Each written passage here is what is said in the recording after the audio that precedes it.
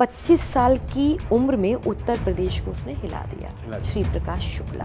उसकी कुल क्राइम की उम्र ही 5 साल रही। हाँ, इतने लेकिन छोटे इतने समय में। छोटे से स्पैन में उसने हिला के रख दिया। जहां जहां उसने गोली चलाई 10, 20, 50 गोलियां चलाई। किसी की हिम्मत कैसे पड़ सकती है कि कोई मुख्यमंत्री को मारने के लिए सार्वजनिक रूप से कह दे। 90 का दशक था कि थोड़ा बैकफुट पे थी पुलिस। 90 का दशक वो था जिसमें राजनीति का अपराधीकरण हुआ और अपराधियों का राजनीतिकरण हुआ। उस समय वो चलन था जब अगर 60-70 गाड़ियों का काफिला लेके आप न चलें तो पब्लिक आपको नेता नहीं मानती थी। वो समय था जब बाहुबली एक से एक इकट्ठा हुआ। आपने जंतर मंतर देखा सर, आपने जेनजी को भी देखा। उसमें भी 2 तस्वीरें सामने आई। एक तस्वीर जो पुलिस वालों का प्रताप था और एक तस्वीर जब खाकी खुद खून में लथपथ थी। पुलिस ने ड्यूटी की। आप उसको जाति मान लें, आप उसको पुलिस की गलती मान लें, आप उसको सिस्टम का फेल्योर मान लें, आप जैसे चाहें उसको एक्सप्लेन कर लें, लेकिन ड्यूटी की बड़े पेशेंस से की, मानसिक संतुलन बना के की। आप सोचिए अगर पुलिस वाले मार खा रहे हैं, पुलिस वालों के ऊपर पत्थर पड़ रहे हैं, सिर खुल रहा है और अगर कहीं उसी में एक फायर हो गया हो। हाँ।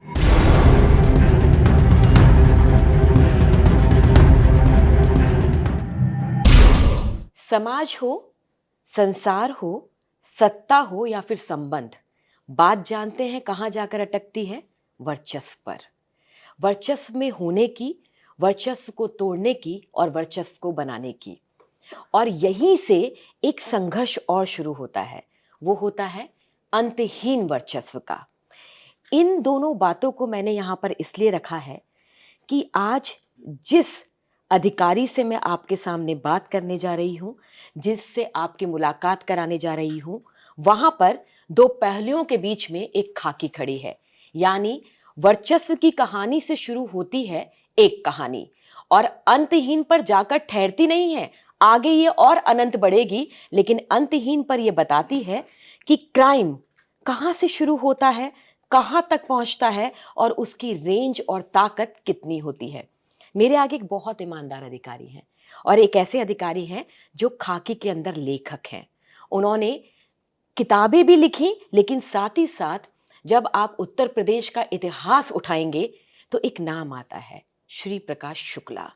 ये वो व्यक्ति है जिसने अपने आप में एक ऐसे क्राइम को अंजाम दिया, कहते हैं कि इससे खतरनाक डॉन कोई नहीं था, इससे ज्यादा ऐसा व्यक्ति कोई नहीं था जिसने मुख्यमंत्री की ही सुपारी ले ली हो, वो भी उस समय के मुख्यमंत्री की, जो एक ताकतवर मुख्यमंत्री था।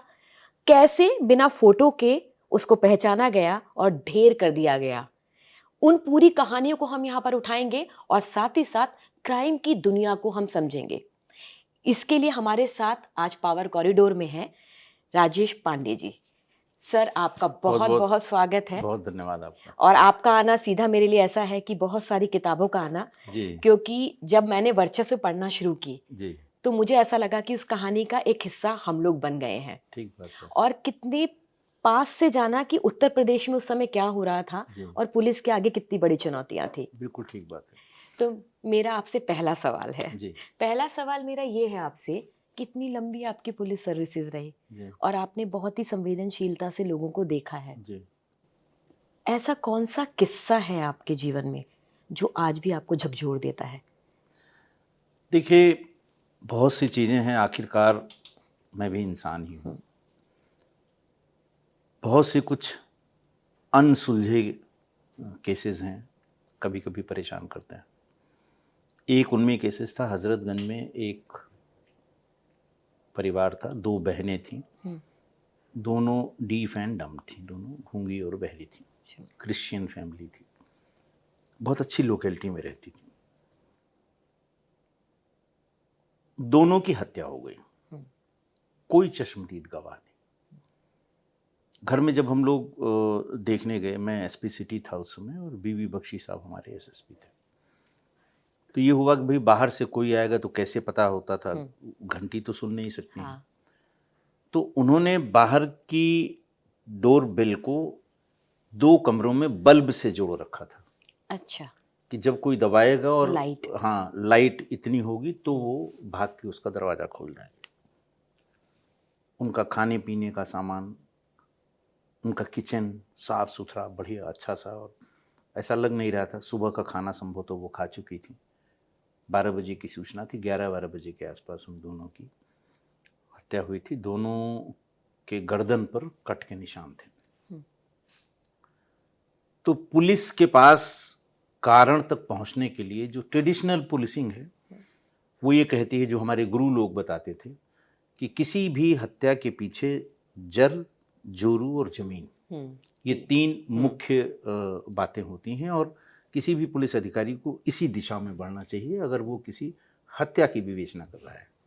जर का मतलब धन से है, जोरू का मतलब किसी महिला से है और जमीन का मतलब जमीन या जायदाद से है। तो बिल्कुल अंधा मर्डर, बिल्कुल अननोन मर्डर, और शुरुआत की गई किसी तरह से।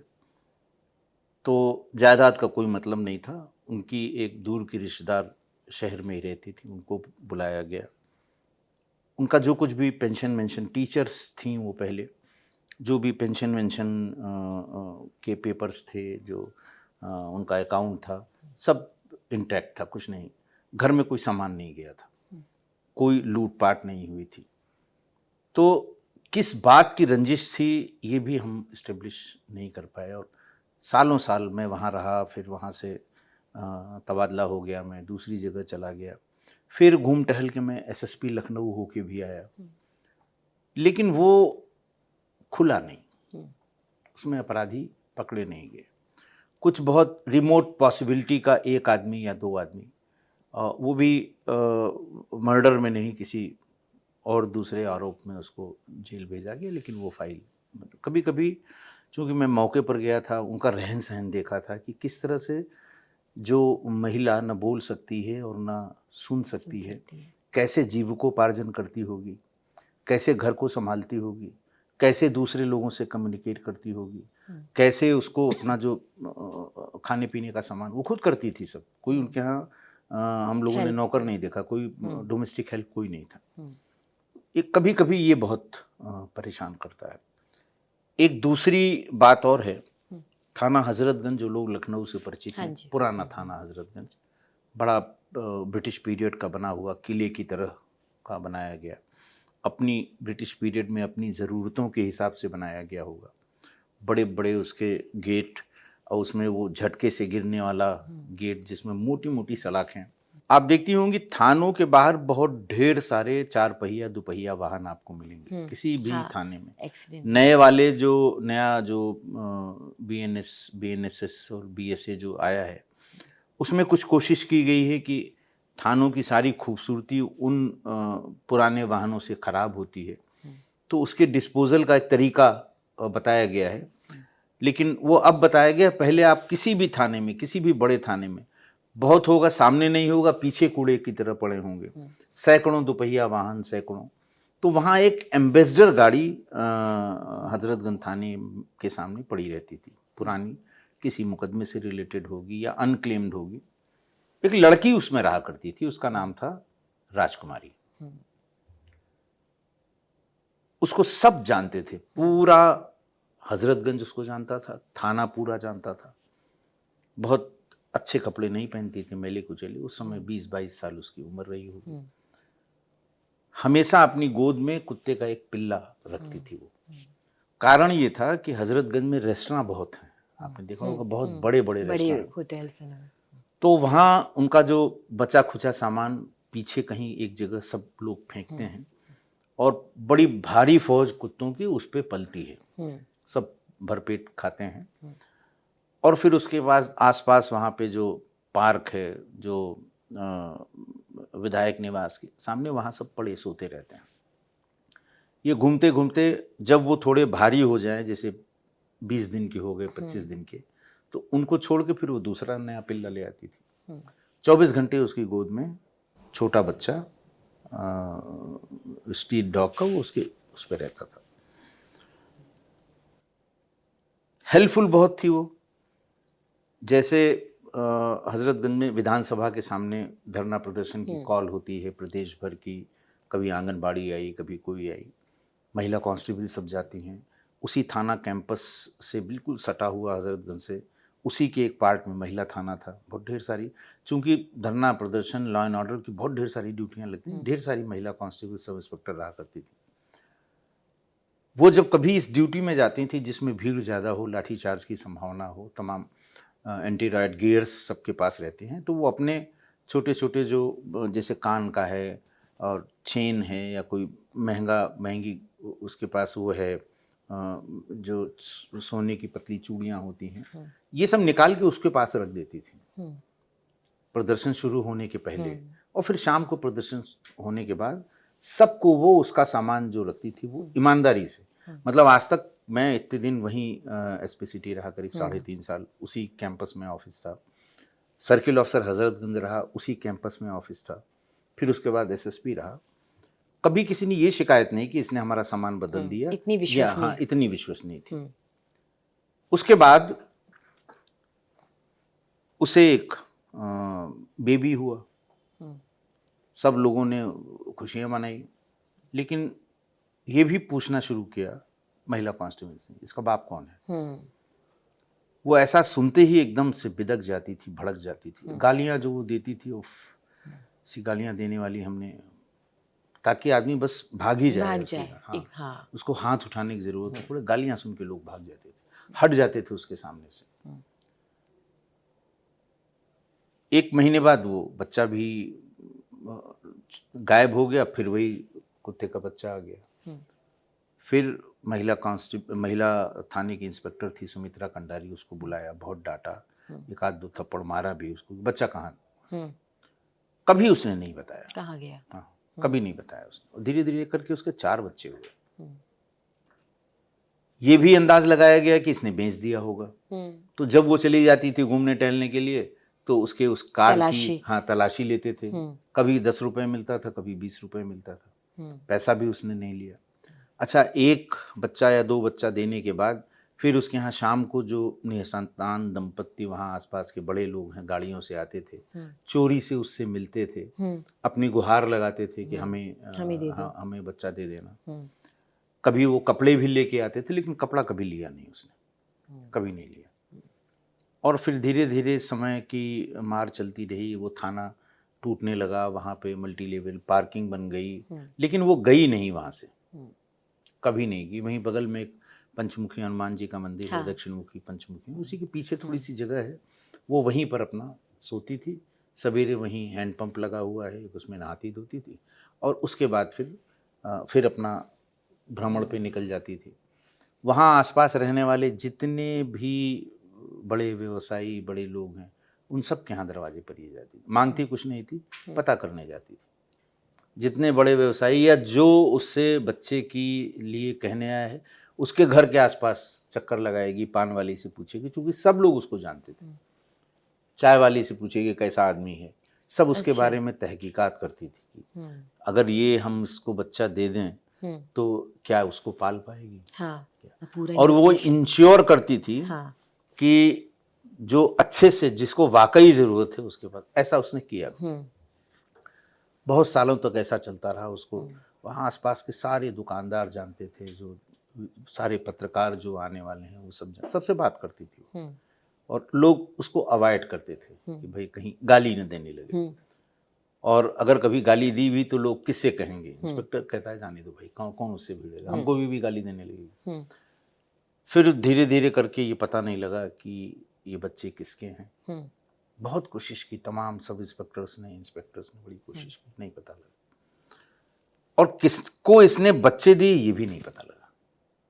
ये बहुत बड़ी बात है, बहुत बड़ी बात है। ये फेल्योर है हम लोगों का। पूछना चाह रही है, और पुलिस का ही खाना खाती थी वो मेस में। जब मेस में शाम को बनता था तो आवाज वहां से, राजकुमारी खाना ले जाओ अपना, तो वो अपना 1-2 रोटी जो भी अपनी थाली ले आती थी, उसमें से एम्बेसडर से ले जाके वही खाना खाती थी। वो वही उस डॉग के बच्चे को, वही कुत्ते के बच्चे को वही खिलाती थी। जब वो भारी हो जाते छोड़ के दूसरा पकड़ लेती थी। फिर एक वहाँ हनुमान जी के मंदिर में मंगलवार शनिवार बड़ी भीड़ लगती है। लोग कभी कभी जो मांगने वाले लोग हैं वो किसी अधिकारी के साथ खराब सलूक भी कर देते हैं, शर्ट खींच लेंगे, पैंट खींच, पैसा दे दो। तो फिर उसने लाइन लगवानी शुरू की। बहुत स्ट्रिक्ट डिसिप्लिन उसने फॉलो किया, और सब लाइन से बैठते थे, जिसको जिसको देना है वो। कोई अगर हाथ में एक छोटी सी डंडी या छड़ी टाइप की रखती थी, अगर कोई जरा सा भी इधर उधर किया तो उसको मारती भी थी वो। फिर उससे कुछ बॉन्डिंग हुई होगी, जो वहाँ पर जो पहले ये काम करता था, विकलांग था, पैरों से गड़बड़ था। तो वहाँ जो मंदिर में पुजारी 3-4 रहते हैं, उन लोगों ने कोशिश की कि भाई इतने दिन से तुम भी यहाँ हो, ये भी यहाँ है, शादी कर लो। और जो शादी का नाम ले उसको 100 गाली देती थी वो। नहीं की। कुछ दिन बाद उसको ट्यूबरकुलोसिस हो गई। फिर उसको सवेरे रिक्शे पे बिठा लेती थी, बलरामपुर हॉस्पिटल ले जाती थी, टीबी का इलाज वहाँ होता है। और जो हॉस्पिटल बता देते थे लोग वहाँ ले जाती थी, लेकिन 4-5 महीने बाद उसकी डेथ हो गई। तो फिर उसने ही उसको वहाँ पे भैंसा कुंड में जहाँ शमशान है वहाँ आग दी उसी ने, जलाया उसी ने, और उसका पूरा क्रियाक्रम किया उसी महिला ने। पहले उसने कभी शराब नहीं पी थी, लेकिन उस आदमी के मरने के बाद वो शराब पीना शुरू कर दी। सब वहाँ जो लोग थे बहुत डांटते थे उसे कि अभी तक, अब तुमको क्या हो गया।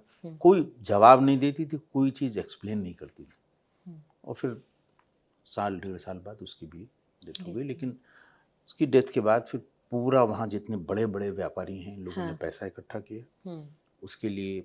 उसको जैसे होते इज्जत से उसे करने के लिए उसे ले गए वहाँ भैंसा कुंड, वहाँ उसका अंतिम संस्कार कराया। जब सब लोग जा चुके थे तभी एक यंग लड़का, बड़ा खूबसूरत सा लड़का, बताते हैं 6 फीट उसकी हाइट थी, कम उम्र, 18-20 या 21 का होगा। उसके साथ एक लड़की भी थी। ये पता नहीं लग पाया कि वो उसकी पत्नी थी, कौन था। वो ढूंढते हुए बहुत, जैसे कहते हैं, बहुत उत्सुकता में, पागलपन में कि ढूंढते हुए कि राजकुमारी की लाश कहाँ जल रही है। वहाँ गया है, रीत चढ़ाई है, नमस्कार किया है, रोया है। फिर वो अपनी मर्सिडीज एक गाड़ी थी जिसमें नंबर प्लेट भी नहीं थी, उसमें बैठा और चला गया। अब जैसे ही पता लगा, लोग भाग के गए कि पता करो कौन है। क्योंकि लोगों को दिमाग में ये था कि जरूर इसका जो पहला बच्चा रहा होगा, उस एज को लोगों ने कैलकुलेट किया कि ये पता तो लग जाए किसका है ये। और वो जिस तरीके से आया, उसके हाव भाव से भी ये लग रहा था। तो एक ये भी कभी कभी बड़ा कचोटता है कि उसका बैकग्राउंड नहीं जान पाए हम लोग, वो ऐसा क्यों करती है ये नहीं जान पाए। बस ये लगता है कि एक महिला के मन का जो अंतर्द्वंद होता है वो कोई पढ़ नहीं सकता। अगर उसके साथ कोई अनहोनी हुई तो कोई नहीं पढ़ सकता। सब पुलिस वाले ही थे उसमें, इंस्पेक्टर भी, सर्किल ऑफिसर भी, हम भी, सब लोग, लेकिन न समझ पाए और न पढ़ पाए। इतनी गहराई थी उसमें। तो ये भी कभी कभी लगता है। मैंने एक एपिसोड भी किया था जो मैं अपना आप किस्सा गोई करते हैं, किस्सा गोई के एक चैनल मैंने राजकुमारी के नाम से ही किया है। तो मेरा मन करता है कि इसके बारे में लिखें लोग, कि कितना अंतर्द्वंद था उसमें, कितनी कष्ट में थी, क्या था, ये लिखने का मन करता है। इसके बाद में वही लिखूंगा। और मैं चाहूंगी कि जब वो किताब आए तो उस पे भी एक विस्तार से हम लोगों की बातचीत हो। बिल्कुल बातचीत होगी। मैं आपको जो आपसे सवाल करूंगी, आपके जीवन के 3 पहरों से करूंगी जी। वर्दी में आप बहुत रहे, खाकी में आप बहुत रहे, और आपको उत्तर प्रदेश ने खूब जमकर देखा है जी। जब आप अपना इंटरव्यू देने के लिए जा रहे थे जी। तब आपको एक शख्स मिलता है। आप उसे बड़े ध्यान से देखते हैं, लेकिन एक इंटरव्यू जब एक कैंडिडेट देता है तो उसके मन में होता है कि जल्दी से पैनल के आगे बैठ के जवाब देना है। लेकिन आप इंटरव्यू देकर आते हैं, बहुत अच्छे से देकर आते हैं और उसे पहचानते हैं, और वो आपके बचपन का दोस्त निकलता है। बचपन का मेरा क्लासमेट था। हाँ, आपका क्लासमेट निकलता है। मेरा क्लासमेट था। फ्रॉम 1 to 5th वो मेरे साथ था, मेरे सेक्शन में था। हाँ। और जब इंटरव्यू हुआ तो पहले हॉल में सब लोग इंतजार करते हैं, जैसे 5 बोर्ड हैं तो 5 लोगों को बुलाया गया और सब उस बोर्ड के गेट के बगल में कुर्सी रखी होती है, वहाँ बिठा दिए जाते हैं। भीतर इंटरव्यू चल रहा होता है, जैसे ही वो निकलेगा, जो बैठा हुआ है वो भीतर चला जाएगा, नया आदमी आके बैठ जाएगा, और एक आदमी पानी पिलाता है। मतलब उस समय नर्वसनेस होती है, एंग्जाइटी होती है, तो वो पानी जरूर पिलाते हैं। अभी जो रिसेंट इंटरव्यूज हो रहे हैं उसमें भी यही है, पानी पिलाते हैं। तो एक शख्स पानी लेके आया और वो साफा वाफा जैसे बांधते हैं वहाँ, क्लास 4th के लोग बांधे हुए था। खूबसूरत लड़का, 6 फीट का। तो उसने देखते ही मेरा नाम बुलाया। हाँ, वो आपको पहचान गया। वो हमको पहचान गया, लेकिन मेरी बदकिस्मती ये कि मैं उसको तुरंत नहीं पहचान पाया, क्योंकि डिफरेंट उसमें था, नहीं पहचान पाया। थोड़ी देर में फिर, खैर तब तक टाइम हो गया, मैं भीतर चला गया। बाहर निकला तो वो मिल गया। तब मैं पहचान पाया उसे। हमने कहा तुम दुबे हो? उनका हाँ हाँ, मैं दुबे हूँ। क्या हुआ? उसके फादर पहले भी नहीं थे, जब वो पढ़ रहा था तब भी नहीं थे। मदर अच्छा। उसकी स्कूल लेके आती थी, अच्छा। मदर ही स्कूल से ले जाती थी। हम्म। मदर का पूछा मैंने, फिर तो कई बार उससे मुलाकात हुई, लेकिन उस दिन मैं, जिसे कहते हैं ना कि मैं सो भी नहीं पाया, और सिलेक्शन के बाद तो और मुझे हाँ, कचोटता था दो वो। तस्वीरें देखी थी 2 आपने। तस्वीरें देखी थी मैंने हाँ। कि एक मेरा क्लासमेट था, हम्म। उस समय भी बहुत आर्थिक रूप से बहुत हम्म। परेशान था, फादर की डेथ हो चुकी थी। मदर किसी तरह से उसको पढ़ाती थी, लेकिन उसके बाद उसने अपने आप को इस्टेब्लिश किया, शादीशुदा है, बच्चे भी हमारे ख्याल से बड़े हो गए होंगे। हम्म। तो वही डेस्टिनी का, जब कभी डेस्टिनी की बात होती है तो हमारे दिमाग में वही चलता है हाँ। कि ऐसा डेस्टिनी है। हम्म। एक ही क्लास में, एक ही स्कूल में, एक ही एनवायरनमेंट में पढ़े लिखे, लेकिन एक जो है परिस्थितियों ने इतना उसको उलझा दिया या इतना उसको परेशान कर दिया कि वो आगे निकल नहीं पाया। हम्म। जो उसके बस का था वो उसने किया घर परिवार के लिए। हम्म। तो वो है, वो भी चीज़ कभी कभी कचोटती है। एक संवेदनशील इंसान के होने के बाद ये चीजें बहुत होती हैं कि वो छोटी छोटी चीजों में हाँ, अंदर तक जाता अंदर है, तक और जाता यही कारण है कि आपकी किताबें आती जी हैं। जी जी जी। मैं आपको आज के एक हादसे के साथ जोड़ती हूँ। हाँ जी। आपने जंतर मंतर देखा सर? हाँ, मैंने उसमें देखा, हाँ। आपने जेंजी को भी देखा? जिंजी को भी देखा। उसमें भी दो तस्वीरें सामने आई। एक तस्वीर जो पुलिस वालों का बर्ताव था, और एक तस्वीर जब खाकी खुद खून में लथपथ थी। जी आप, क्योंकि मैंने आपको, जब मैं आपके बारे में रिसर्च कर रही थी और मैंने जब आपके बहुत सारे वीडियोस भी देखे, तो आपके लिए राष्ट्र सर्वोपरि रहा है हमेशा से। हमेशा। राष्ट्र को देखते हुए इन दो तस्वीरों को आप कैसे आकलित करते हैं? देखिए, ये समय की बात है। हम्म। एक आदमी अपनी ड्यूटी कर रहा है हम्म। और उसे सामूहिक रूप से हम्म। जितने भी हैं उनको ये कहा गया है कि ये होना है और ये नहीं होना है। हम्म। जैसे हम्म। कोई अगर मार्च कर रहा है तो एक डेडलाइन पुलिस वालों को दी गई, भाई इसके आगे मत बढ़ने देना, हाँ। क्योंकि इसके आगे फिर खतरा है और बदनामी है, हम्म। और क्या हो जाए इसका कुछ पता नहीं है। हम्म। उस प्रोसेस में देखिए इतना पेशेंस दिखाया पुलिस वालों ने। हम्म। उसमें भी 2 तस्वीरें दिखाई हाँ गई जी। कि सब एक जगह उन्होंने लाठी, डंडे, आंसू गैस इन सब का प्रहार किया। हम्म। दूसरी तरफ ये भी दिखाया गया कि उन्होंने मार भी बहुत खाई। हम्म। ये उनका पेशेंस था। ये कह लीजिए कि उन्होंने जो उनका धर्म था, जो वर्दी में उनका धर्म था, वो उन्होंने निभाया। वो धर्म अपना निभाया। लहूलुहान हो गए, जाने कितने लोगों के सर फटे हुए मैंने देखे। हाँ। वर्दी खून से रंगी हुई देखी मैंने, सब देखा। और दूसरा पक्ष उसका वो था। तो देखिए, पुलिस ने अपनी ड्यूटी की। बड़ी बड़ी स्पष्ट बात मैं कहूँ कि पुलिस ने ड्यूटी की। आप उसको जाति मान लें, आप उसको पुलिस की गलती मान लें, आप उसको सिस्टम का फेल्योर मान लें, आप जैसे चाहें, जिस तरह से चाहें उसको एक्सप्लेन कर लें, लेकिन ड्यूटी की बड़े पेशेंस से की, बहुत जिसको कहते हैं मानसिक संतुलन बना के की। आप सोचिए, अगर पुलिस वाले मार खा रहे हैं, पुलिस वालों के ऊपर पत्थर पड़ रहे हैं, सिर खुल रहा है, और अगर कहीं उसी में एक फायर हो गया होता, हाँ। तो अंधेर हो जाती, किसी बच्चे को लग ही जाती, फिर क्या होता? तो ये तो इंटरप्रिटेशन की बात है। पुलिस और कोई पहली बार नहीं है। जब कभी भी ऐसा हुआ है, जब कभी भी क्राउड कंट्रोल मैकेनिज्म में कुछ 19-20 हुआ है, क्राउड को कंट्रोल करने की बात कही गई है, तब ये यही हुआ है जो आपने यहाँ देखा होगा। देखिए, राजनीतिक बातें अलग है, मेरा कोई लेना देना नहीं, मेरी कोई राजनीतिक समझ नहीं है, और राजनीति में मैं कभी रहा नहीं हूँ, किसी तरह की राजनीति में। मैं सिर्फ एक पुलिस वाले की आंख से जो देख रहा हूँ वो ये है। तस्वीरें दोनों देखी मैंने, पुलिस की उस जाति की जिसकी बात लोग करते हैं, और पुलिस की उस गंभीरता और पेशेंस की, जिसको मैं देखता हूँ कि वो सराहना की जानी चाहिए। बहुत पेशेंस दिखाया उन लोगों ने। बाकी तो राजनीति है, देखिए हर आदमी अपनी अपनी तरह से इंटरप्रेट करेगा। जिनके लोग थे वो अलग इंटरप्रेट करेंगे, और जो लॉ एनफोर्सिंग एजेंसीज हैं वो अलग तरह से इंटरप्रेट करेंगी।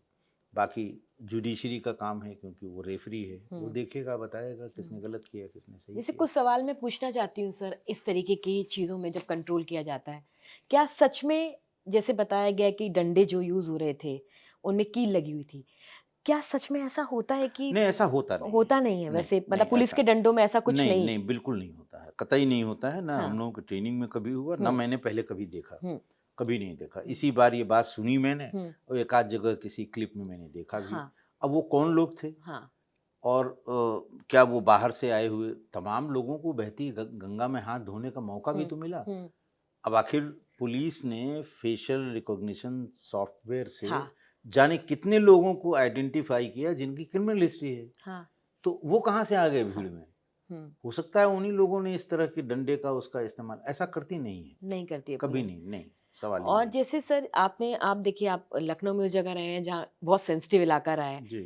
जब भी इस तरीके की कुछ मुठभेड़ होती है या जब भी इस तरीके का कुछ ऐसा होता है, क्या सिविल ड्रेस वाले भी शामिल हो जाते हैं? जैसे यहाँ पे कहा कि यूनिफ़ॉर्म पहन कर के वो पुलिस वाले नहीं थे और यूनिफ़ॉर्म पहन कर के वो डंडा चला रहे थे? नहीं, देखिए सिविल जो सिविलियन में जो पुलिस वाले जिनको कहा जा रहा है, हुँ, वो डंडे वाले नहीं रहते हैं। अच्छा, एलआईयू के लोग हैं, अच्छा। इंटेलिजेंस के लोग हैं, सरकारी लोग हैं ये, कि किस तरह की बात हो रही है, हुँ, क्या आगे की प्लानिंग है, हुँ, पुलिस को क्या आगे करना पड़ सकता है, हुँ, उसके लिए कितनी फ़ोर्स की आवश्यकता है, वो सादे लोग होते हैं, लेकिन वो हुँ, डंडा लेके नहीं चलते हैं। हुँ, दिक्कत असल में देखिए ये हुई हुँ, कम्युनिकेशन की दिक्कत हुई। हुँ, अगर उसी समय ये बता दिया जाता हुँ, या कम्युनिकेट कर दिया जाता हुँ, कि भाई ये हमारे पुलिस वाले हुँ, नहीं हैं, हुँ, ये लोग कहाँ से आए हैं हम इसकी हुँ, जांच कर रहे हैं।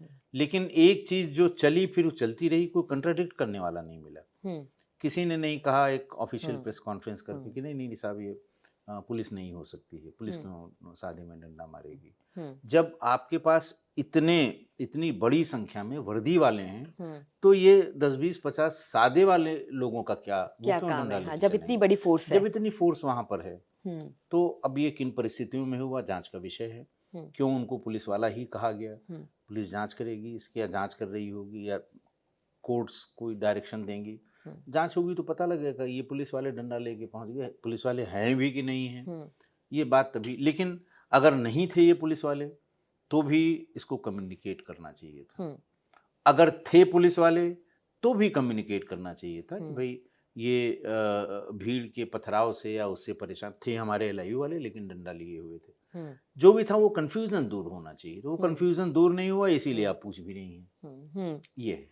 पुलिस की भूमिका को लेकर बहुत बार सवाल उठता है और मुझे ऐसा लगता है कि जो वर्दी होती है, खाकी होती है, वो कुछ भी कर ले लेकिन एक सवाल ज़रूर लोग उसके ऊपर आसानी से छोड़ देते हैं। नहीं, बिल्कुल ठीक है। देखिए, बिल्कुल ठीक है, हुँ, जो जिसके ऊपर ज़िम्मेदारी है, उससे सवाल तो पूछे जाएँगे। हुँ। इस पूरे मामले में सर आपको कहीं पुलिस की गलती या पुलिस की चूक दिखाई देती है?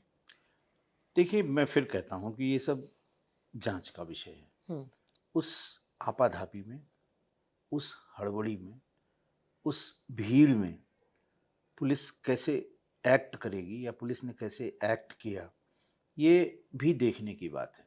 एक तो जो क्राउड था, वो कैसे एक्ट कर रहा था और पुलिस कैसे एक्ट कर रही थी, वो भी देखने की बात है। कितना एंटीसिपेशन था और कितने लोग आ गए।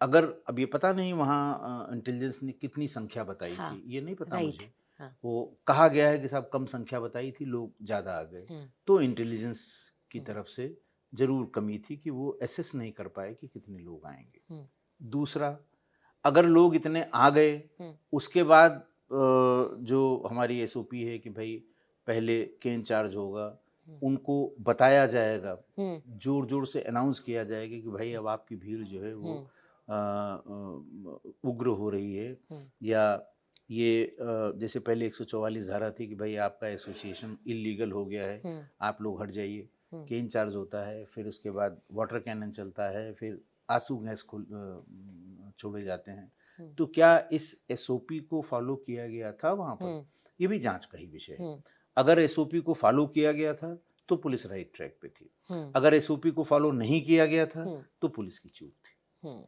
ये बड़ा जाँच है। हाँ, हुँ। ये जाँच का विषय है। हाँ, ये सारी चीज़ें हाँ, हाँ, हाँ। मेरे को लगता है कि हर इस एंगल से अब चेक तो हो ही बिल्कुल, रहा होगा। बिल्कुल, चेक हो रहा होगा, हाँ। ये बिल्कुल चेक हो रहा होगा। हुँ, देखिए, स्क्रूटनी अब आप एक आरोप पुलिस पे ये भी लगता है कि साहब पुलिस सब लीपापोती करती है, हाँ, ये अपने लोगों को बचाती है। हाँ। अगर पुलिस की गलती है तो ऐसा नहीं है, खाली हुँ, पुलिस हम एक जगह बैठे हुए हैं, हमें कोई सिचुएशन, तो हम ही मालिक नहीं हैं। अभी आप देखिए सरकार में बैठे लोग हैं, फिर कोर्ट्स हैं, कोर्ट्स ने सब दूध का दूध पानी का पानी किया है। हो सकता है कल को कोई जुडिशियल कमीशन बना दिया जाए, वो दूध का दूध पानी का पानी कर देगा। तो इसलिए ये बहुत मटेरियल नहीं है, बस सिर्फ इतना देखा जाना है कि क्या इंटेलिजेंस की जो रिपोर्ट थी वो सही थी या फेल्योर था। दूसरा, अगर भीड़ ज़्यादा हो गई तो जो एसओपी है वो फॉलो की गई कि नहीं फॉलो की गई, बस इतनी सी बात है।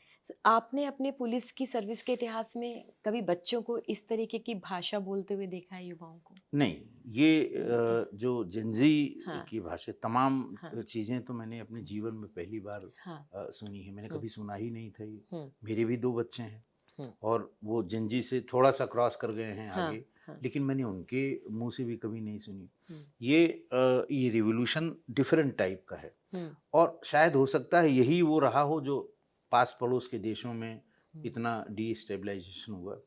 अब जैसे हर रील में कोई न कोई वस्ते गुने हुनिया कहता है। अब इसका क्या मतलब है? इससे क्या लेना देना है? लेकिन कम्युनिकेशन के लिए वर्ड इतना चला कि मैं क्या बताऊं। अब जैसे वो फोमो है, बहुत वो इस्तेमाल करते हैं बच्चे। मेरा भी दिमाग घूम गया क्या है। खैर, उनमें से किसी ने ये बताया कि फियर ऑफ मिसिंग आउट, कि वहाँ ज्यादा लड़के वो फोमो कि हम ना इसे मिस कर दें, हम ना इसे मिस हम इस आंदोलन का हिस्सा ना। और दूर दूर से किसी ने तो बताया साहब मेरे पास 85 रुपए थे, लेकिन मुझे फोमो हो गया, इसलिए मैं चल के आ गया। तो बहुत देर लगी समझने में। अब ये नई जनरेशन है। दूसरे, ये जनरेशन इंटरनेट आने के बाद पैदा हुई। हम तो बड़े सौभाग्यशाली हैं कि मैंने पुलिसिंग में दोनों फेज देखा। अच्छा। वो फेज भी जो मुखबिर बेस था। हमने जब नौकरी शुरू की तब बड़ी मुश्किल से लैंडलाइन फ़ोन काम करते थे, और बहुत लेटर स्टेज में फिर जब मैं एसटीएफ में आया और पहली बार फिर मोबाइल फ़ोन का इस्तेमाल हुआ, उसकी ट्रैकिंग शुरू हुई। तो ये जनरेशन जो जेनजी जिसे कह रहे हैं वो तो पैदा ही इंटरनेट के एज में हुई। हम लोगों के ज़माने में तो ये बुरा माना जाता है कि बच्चा पैदा होते ही टीवी का रिमोट पकड़ लेता था वो। टीवी का रिमोट जैसे फोन पकड़ लेता है। अब जो है वो फोन पकड़ लेता है। फोन पकड़ लेता है। अब जिसके पास फोन है वो इंस्टाग्राम पकड़ लेता है। बाकी चीज में कोई अंतर नहीं। तो देखिए, खाना भी उसे दिखा के खिला रहे हैं। तो अब ये चेंजेस तो होने हैं, लाजमी भी है। अब जब सोसाइटी चेंज हो रही है तो जनरेशंस भी चेंज होंगी, जरूर होंगी, होना भी चाहिए। बस ये है कि उनको समझाने की पेरेंट्स को जरूरत है कि क्या अच्छा है क्या खराब है। तो आप सोसाइटी के इस चेंज को रोक नहीं सकते, बिल्कुल नहीं रोक सकते। जो वहाँ पेरेंट्स के साथ आए थे, आप उनकी मुश्किल सोचिए कि उन्होंने कहा मुझे जाना ही जाना है, तो पेरेंट्स ने कहा भाई जब इतनी जिद है जाना ही है तो हम साथ ले चलें, पता नहीं क्या उनके साथ क्या कर दो आप, क्या कर दो वहाँ पे। तो माएँ खासकर लड़कियों के साथ आई और बहुत बड़ी संख्या में आई। तो इस जनरेशन कमाल की जनरेशन है साहब। इसकी कम्युनिकेशन की भाषा अलग है, इसकी सोचने का तरीका अलग है, अपनी प्रेजेंस दिखाने का भी तरीका अलग क्योंकि आप लिखते हैं, पढ़ते हैं और आपकी हिंदी और सब भाषाओं पे पकड़ है। इसलिए सवाल मैंने आपसे किया कि क्या कभी आपने ऐसा देखा है? भाषा पलट रही है। नहीं सुना, भाषा पलटेगी भाई। देखो आप ये देखो, आप अपनी हिस्ट्री देखो हमारे हिंदुस्तान की। संस्कृत एक जमाने में भाषा थी, आज की तारीख में कौन बोलता है? फिर धीरे धीरे बोलचाल आई, फिर इंग्लिश आई, अब ये भाषा आ गई। कल को ये भी कोडिफाई होगी। कल लिखने वाले कल को लिखेंगे साहब कम्युनिकेशन की क्या भाषा हो गई है जेनजी में। तो ये शब्द आएंगे, उसमें लिखे जाएंगे, इनकी भी डिक्शनरी बनेगी, तब लोग समझ पाएंगे। लेकिन फिलहाल अभी किसी की समझ के बाहर। वो माँ बाप नहीं समझ पा रहे हैं जिनके बच्चे ये इस्तेमाल कर रहे हैं। तो हम लोग कहाँ समझेंगे इसे? सारी लड़ाई वर्चस्व की है। सारी लड़ाई वर्चस्व। और फिर एक किताब आती है वर्चस्व, उस पर आपका नाम लिखा होता है जी। उस किताब में आप शुरुआत करते हैं और उसमें एक लिखते हैं कि 25 साल की उम्र में उत्तर प्रदेश को उसने हिला दिया। श्री प्रकाश शुक्ला, आप ये भी बोलते हैं कि आपने कभी भी इस तरीके का खतरनाक डॉन और ठरकी आदमी नहीं देखा। आप इसे डिकोड करिए। उस जमाने में देखिए, मैं बार बार ये कहता हूँ कि 90 का दशक जो था ये बड़े उथल पुथल का दशक रहा है। 90 का दशक वो था जब अपराधी, अपराध करने वाले ये इनको थोड़ा सा एज थी पुलिस के कंपैरिजन में। 90 का दशक था कि थोड़ा बैकफुट पे थी पुलिस। 90 का दशक वो था जिसमें राजनीति का अपराधीकरण हुआ और अपराधियों का राजनीतिकरण हुआ। वो 90 का ही दशक था।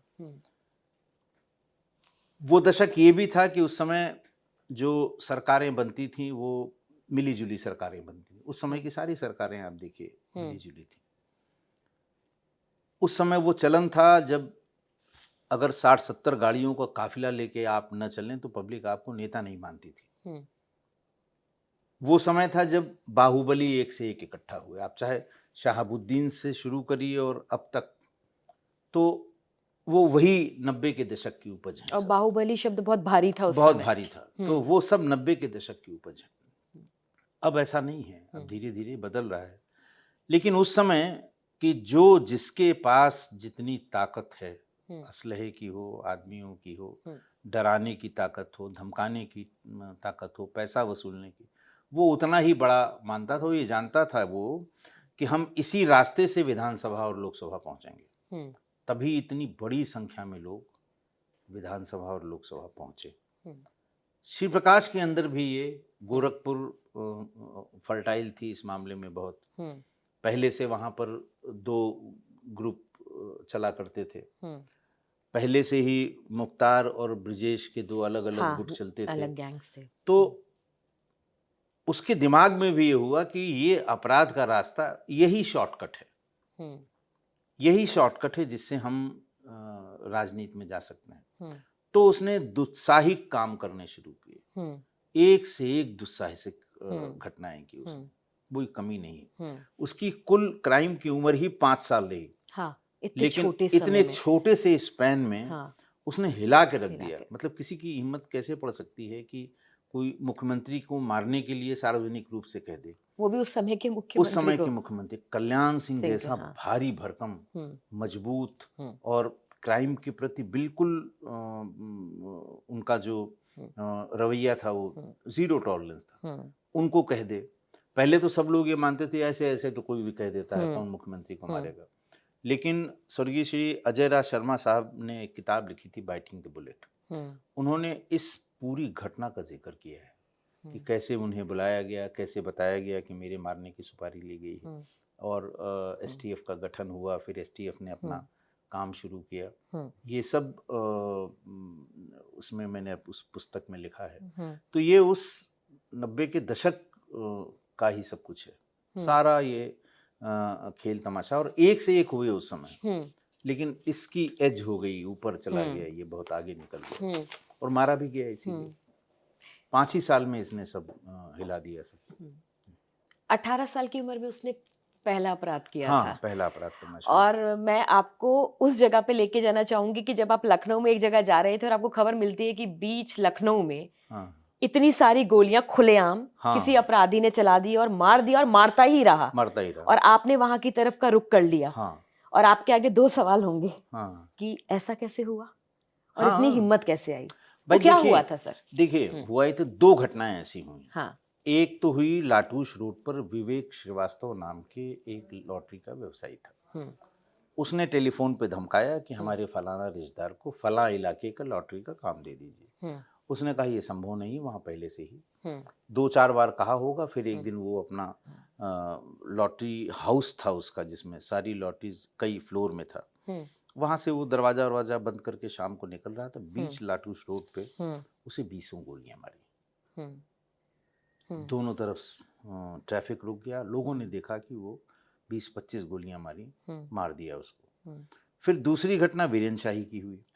वीरेन शाही उस दिन 30 मार्च था शायद, और स्कूल था छोटे बच्चों का, स्प्रिंग डील शायद उसका नाम था। तो वहाँ पर सब खड़े हुए थे। ये बहुत दिन से वीरेन शाही के चक्कर में पड़ा हुआ था।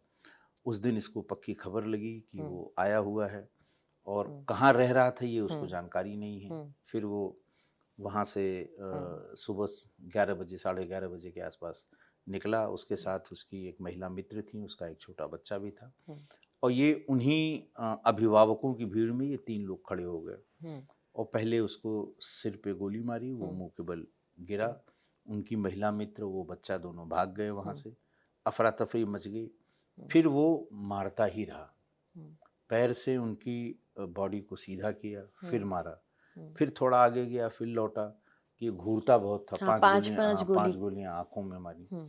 फिर ये भूल गया कि हृदय किस तरफ, बाईं तरफ है कि दाहिनी तरफ, पांच पांच वहां मारी। तो ये पागलपन है, हीनियस है। ये पागलपन भी था, और दूसरे मानसिक रूप से विकृत आदमी ही ऐसा कर सकता है। देखिए, जो काम एक गोली में हो सकता है और उसे पता है कि हाँ एक गोली में उसका काम हो गया, उसके लिए 100 गोलियां चलाने की क्या जरूरत है? खौफ। उसके पीछे तर्क उसका यही था कि इतना डरा दो कि दोबारा कोई हिम्मत न करे ऐसी। तो ये था, तो ये जहां जहां उसने गोली चलाई, 10, 20, 50 गोलियां चलाई। दिलीप होटल का हादसा मैंने इसमें लिखा है किताब में। वहां भी छोटे से 8x8, 8x10 के कमरे में 4 लोग थे, कोई टेंडर लेने आए थे। दरवाजा खुलवाया किसी वेटर से और AK-47 से धुआंधार फायर किया। कम से कम छोटे बड़े असलहे मिला के सैकड़ों राउंड फायर किए। क्या जरूरत है इसकी? लेकिन बस वही है, किसी को लगता है कि ऐसा करने से उसका नाम बहुत होगा, डर बन जाएगा लोगों के। एक फोन में जो पैसा मैं मांग लूंगा वो पैसा दे जाएगा देने वाला, ये उसके दिमाग में चल रहा था। एक किस्सा आपके उसमें भी आता है, मैं चाहती हूँ वो किस्सा आप जरूर सुनाएं कि उसको AK-47 से बहुत लगाव था, बहुत प्यार था। सूरज भान के पास सबसे पहले उसने AK-47 देखी और मांग ली कि मुझे दे दो, और उसने कहा शाही को मार दो, 2 दूंगा। ये किस्सा क्या है सर? देखिए, ऐसा है ना कि पहले गोरखपुर वो रेलवे का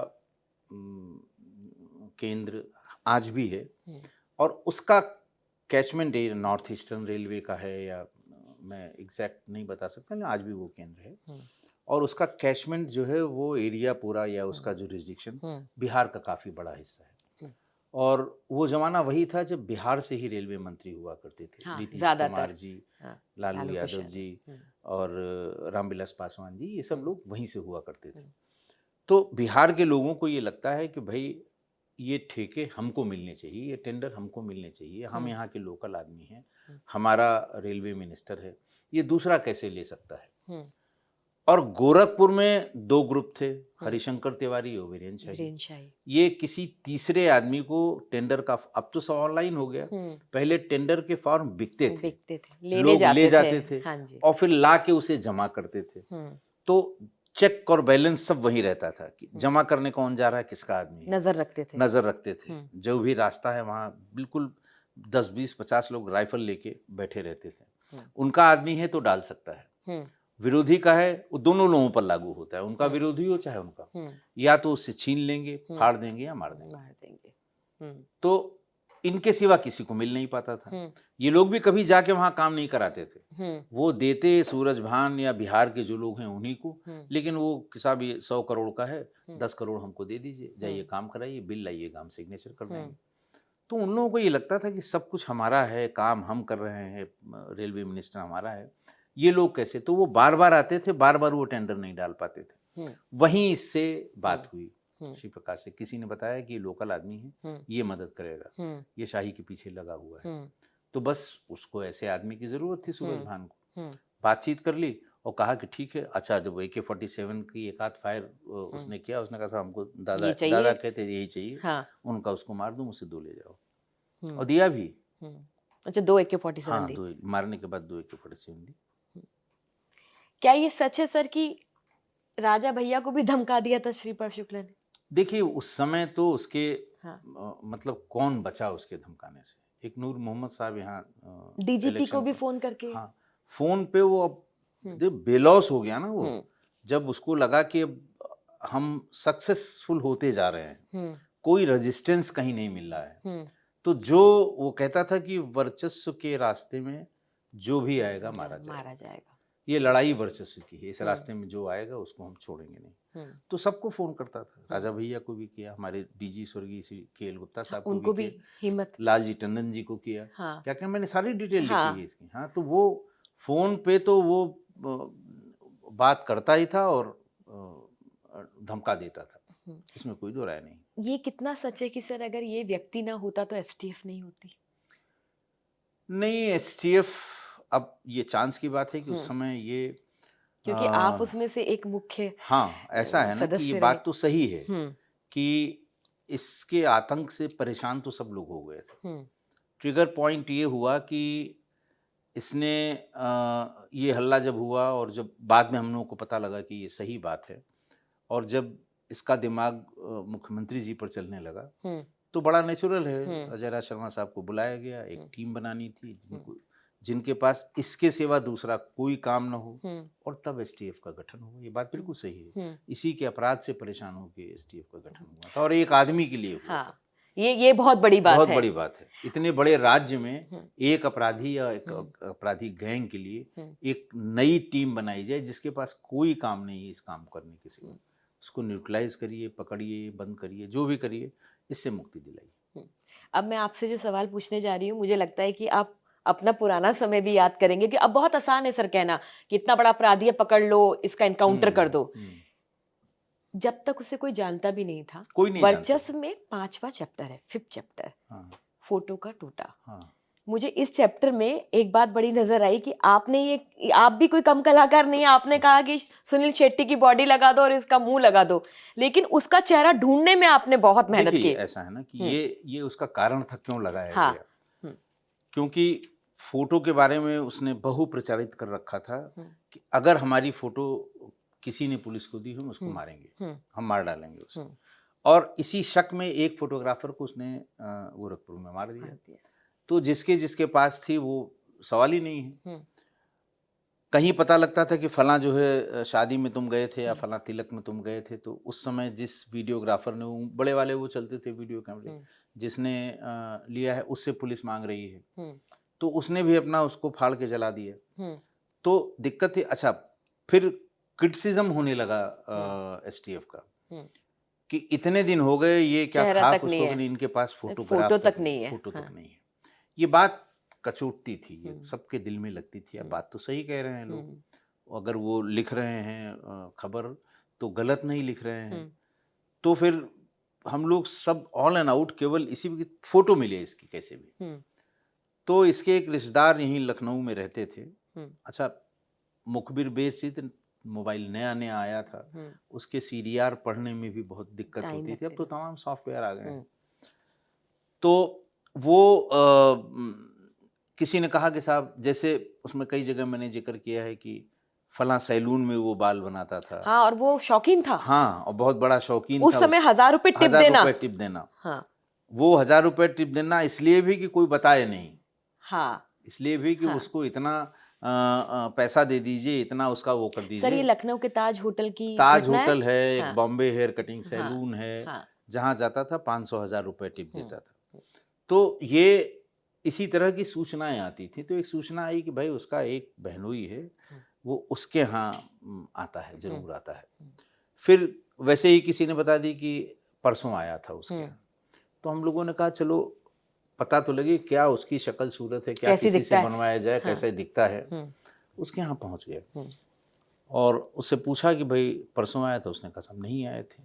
पति पत्नी दोनों से बहुत पूछा गया, मैं भी था उस पूछताछ में, सब लोग थे। तो उसके बाद उसके यहाँ 2 बच्चियां थी, छोटी छोटी, हमारे ख्याल से 9-10 साल की रही होगी, 12-13 साल की।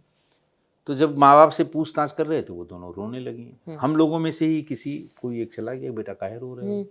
बोले आप लोग मम्मी पापा को मार रहे हैं। बोले नहीं मार नहीं रहे हैं, उनसे पूछ रहे हैं कि श्री प्रकाश शुक्ला की आया था क्या? तो उसने कहा अंकल आए थे, मामा हैं हमारे, लेकिन अभी नहीं आए थे, फला तारीख को मेरा बर्थडे था, उसमें आए थे। अच्छा। तो बोले अच्छा, तो बताओ बेटा तुम वो है तुम्हारा, उनकी फ़ोटो है? बोले हाँ अंकल फ़ोटो भी है। अपनी बुक में से वो 4-5 फ़ोटो निकाल के ले आई। हम लोग उनके माँ बाप से बात कर रहे हैं, इधर फ़ोटो ले आई। फ़ोटो उसने बताया कि देखिए ये हम हैं, ये मम्मी हैं, ये पापा हैं और ये मामा हैं। तो बस खुशी का ठिकाना नहीं रहा। हम लोग वो लेके वहाँ से भागे। लेकिन वहाँ चलने के पहले इसके माँ बाप भी आ गए, मतलब जो उसके रिश्तेदार थे, बच्चियों के माँ बाप।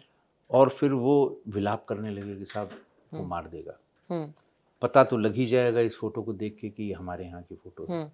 तो उससे बताया कि भाई तुम्हारे रिश्तेदार हैं, तुम उसके बहनोई हो, तुम्हारे साला है वो तुमको कैसे मार देगा?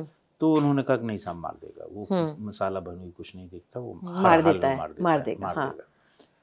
तो अरुण कुमार साहब ने कहा कि राजेश कुछ ऐसा करो ना कि ये फोटो से वो आइडेंटिफाई नहीं कर पाए, क्योंकि कल को अगर ये मारे जाएंगे तो फिर ये हल्ला भी होगा और लोग कहेंगे भी कि इतनी इनसेंसिटिव है पुलिस, उसको पता था कि ये मारता है और फिर भी ऐसी फोटो लगाई गई जिससे आइडेंटिफाई हो जाए कहाँ की।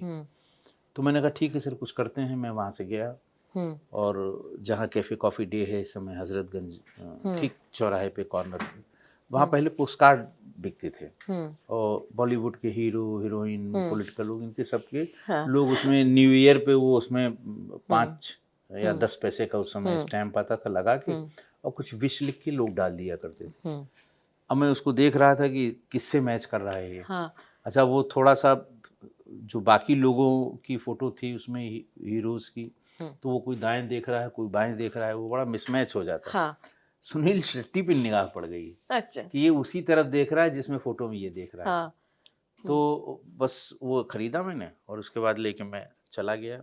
अमर फैक्स की एक दुकान थी हजरतगंज थाने से ठीक सटी हुई। उसमें बंटी भैया का किस्सा भी है। हाँ। आपने बंटी भैया की जान अलग तक ला दी। अच्छा, वो जो है बंटी भाई जो हैं वो बहुत सिंसियर आदमी, बहुत माय डियर आदमी था। हम लोगों को इस तरह का टेक्निकल काम, क्योंकि एक तो पहली कलर्ड फोटो स्टेट की मशीन खरीदी उन्होंने, दूसरा जो ये फोटो वो करने के सॉफ्टवेयर होते हैं फोटो एडिट करने के, वो उन्हीं के पास कंप्यूटर में एक यंग लड़का था किसी को रखा था, तो वो करता था ये सब। तो जब कभी उनके यहाँ बैठते थे तो उनका भैया बहुत बढ़िया हो गया है, उसका एक सॉफ्टवेयर मिल गया है, ऐसे ऐसे हो जाता है। तो मुझे कुछ नहीं सूझा, मैं उन्हीं के यहाँ चला गया। पहले थाने पे गया, उसका सिर निकाला और इसमें शेट्टी साहब का सिर निकाल के बाहर किया, लगा के देखा कि वो ठीक चल रहा है। तो फिर बंटी भाई के पास गए, हमने कहा बंटी भाई इसको जो ये बीच में चिपकाने से जो गैप आ रहा है इसको कुछ ठीक कराओ, जो लड़का आया तुम्हारे यहाँ। अरे बोले 2 मिनट में हो जाएगा। अच्छा, ना उन्होंने पूछा और ना मैं बता सकता था कि किसकी फोटो है। नहीं तो वो जो है, अरे वो होने ना देता, वो इतना दहशत थी, दहशत। तो उन्होंने भेजा उस लड़के को, उन्होंने कहा भाई इसको ठीक कर दो। तो ठीक उसने किया। हालांकि अब भी कोई गौर से देखे तो थोड़ा सा एक जगह हल्का सा मिसमैच लगता है। और मुझे लगता है कि अभी भी अगर आप श्री प्रकाश शुक्ला को सर्च करें तो वही फोटो नजर आती है जो आपने बनवा दी है। तो साहब वो जो है बना दी। उन्होंने कहा भैया कितनी कॉपी चाहिए? अरे हमने कहा सब वही सब चल रहा है, प्रेस को बांटना है, ऐसे 50 कॉपी दे दो।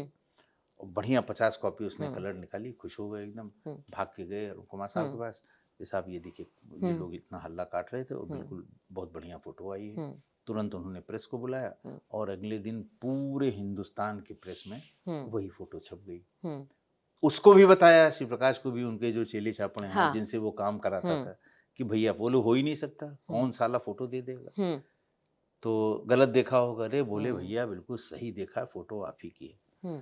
तो उन्होंने कहा हम क्या पहने हैं? तो उसने कहा साहब आप जो हैं डेनिम की शर्ट पहने। क्योंकि उसे शौक तो था ही। हाँ शौक था, लेकिन उसने कहा कि मैंने आज तक डेनिम की शर्ट नहीं पहनी, क्योंकि डेनिम की शर्ट 1000 में से 2 ही 3 लोग पहनते हैं, अगर पहन के निकलूंगा तो पहचान आइडेंटिफाई हो जाऊंगा। तो बोले नहीं भैया आप चाहे जो हो हैं आप ही। तो उसने कहा अच्छा फोटो की कटिंग अखबार की भेजो, फला आदमी को दे देना, मुझको मिल जाएगी।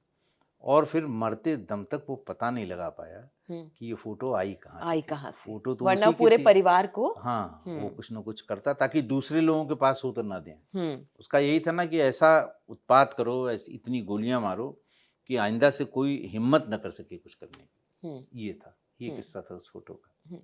एक दिन ऐसा आया कि उसका अंत हुआ। 22 सितंबर 1998 इंदिरापुरम गाजियाबाद में। मेरा यहाँ पे बस एक सवाल बनता है कि जब मैं पूरा पढ़ रही थी तो एक लड़की से बार बार गोरखपुर में वो बात कर रहा था और उसकी टेपिंग आप सुन रहे थे। हम सुन रहे थे। और आप ही उस चीज का निकाल रहे थे कि इतनी बार बात की, इतनी देर बात की, वो लड़की जिद कर रही थी कि मैं आऊंगी तुमसे दिल्ली मिलने। उस दिन शायद इसको रांची जाना था। हाँ, इसको एक दिन बाद इसे रांची जाना था। 2 दिन बाद इनफैक्ट। और नवरात्रि चल रही थी। हाँ, नवरात्रि चल रही थी। नवरात्रि का दूसरा दिन था। हाँ। और वो इस कदर पागल हो रखी थी कि मैं मिलने आऊंगी। हाँ मिलने आऊंगी। तो उसने कहा मैं जयपुर में हूँ। बोले ठीक है मैं जयपुर स्टेशन पे उतर जाऊंगी और तुम बताना वहां से फोन करके कि हमको कहाँ आना है। और ये बार बार कह रहा था कि नहीं नहीं अभी नहीं, और मैं ये है वो है फलाना है, मैं इसमें उलझाऊंगा। उसने कहा कुछ नहीं, मैं बस चल ही रही हूँ। तो वो फोन हम लोग लगातार। हाँ लगातार इंटरसेप्ट कर रहे, तो बार बार वो जिद कर रही थी। और वो ये बेवकूफ़ बना रहा था उसको, हाँ। ये उसको बेवकूफ़ बना रहा था, वो मिलना नहीं चाह रहा था, लेकिन अब आदतें हैं किसी किसी की। और इसको 2 दिन बाद जाना था रांची, तो वो नंबर सुनते सुनते फिर नया नंबर मिल गया, वो भी सुनने लगे। और फिर पता लग गया कब ये निकलेगा, कब ये इसको देर हो गई, उस दिन की फ्लाइट छूट गई। फिर अनुज गया वहाँ पर वो करने के लिए, कैंसिल कराने के लिए, किसी दूसरी फ्लाइट में एडजस्ट करने के लिए, नहीं माना। फिर नया कराया, ये सब हम लोग सुनते रहे। हाँ। और फिर उसके बाद तो जो था वो हिस्ट्री है, मैंने लिखा ही है।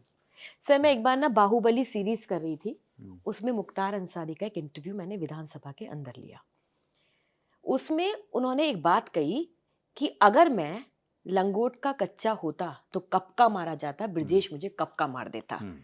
उसने ये बात वहां पर कही। मैं इससे जोड़कर पूछना चाहती हूँ कि अगर ये महिलाओं वाला एंगल उसका नहीं होता तो क्या इतनी आसानी से श्री प्रकाश शुक्ला मारा जाता? देखिए मारा तो जाता ही है, लेकिन ये ज़्यादा आसानी हो गई उसकी बार बार लड़कियों से बात करने की वजह से। और इसी वजह से मतलब जिसको उसने कहा, आपने कहा किसी के इंटरव्यू में कि वो लंगोट का कच्चा होना, तो इसमें तो कोई दो राय नहीं है, लंगोट का कच्चा था ये। और फिलहाल उसके एनकाउंटर के पीछे उसके लंगोट का कच्चा होना सबसे बड़ा कारण है। लेकिन अगर ये ऐसा न भी होता तो बहुत समय नहीं लगता है, इसका समय तो आ ही गया था। थोड़ा टाइम लगता, लेकिन जाता ये भी, जैसे सब गए वैसे ही भी जाता। पर टाइम लग जाता, लेकिन टाइम जिस लग तरीके से जाता। चीजें चल रही थी, जल्दी हो गया। आपकी एक अभी जून में किताब आई है अंतहीन। जी आई है। एक वर्चस्व आती है जिसमें आप वर्चस्व की कहानी सुनाते हैं, जी। फिर आप कहते हैं थोड़ा सब्र होता है हम लोगों को, तो फिर आप अंतहीन लेकर आते हैं। उत्तर प्रदेश के क्राइम से अंडरवर्ल्ड के क्राइम की बात होने लगी।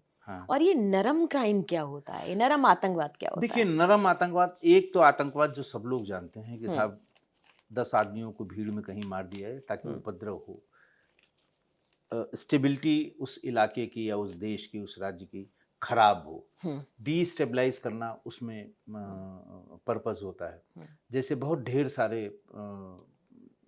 आतंकवादी घटनाएं हुई, कोर्ट्स में, हमारे यहाँ लखनऊ के कोर्ट्स में ब्लास्ट हुए, दशाश्वमेध में ब्लास्ट हुए, तमाम बहुत बहुत जगह ब्लास्ट हुए। दूसरा आतंकवाद है, उसको नरम आतंकवाद इसलिए कहते हैं कि उस देश की इकोनॉमी खराब कर दो, बैठ जाएगा वो देश। तो इन लोगों ने वो नरम आतंकवाद में fake Indian currency notes Pakistan में छापना शुरू कर दिया, और उसको वो पंपिंग करते रहे इंडियन इकोनॉमिक सिस्टम में। बहुत बड़ी संख्या में फेक करेंसी नोट्स इन्होंने ठूंसे, और तब फिर इस पर एजेंसीज का ध्यान गया, बहुत बड़ी बड़ी मात्रा में ये बरामद होने लगे। तब फिर एजेंसीज ने इसको देखना शुरू किया। पहले फेक करेंसी नोट्स की विवेचना सीबीआई को गई, फिर ये पता लगा कि साहब इसकी इंक कहाँ से लाई जा रही है, इसका सिक्योरिटी थ्रेट कहाँ से लाया जा रहा है। फिर इतनी दूर तक विवेचना करने के लिए एनआईए को दिया गया। फिर एनआईए ने सब दूध का दूध पानी का पानी किया, किस कंपनी से हम लेते हैं, किस एजेंसी से पाकिस्तान लेता है।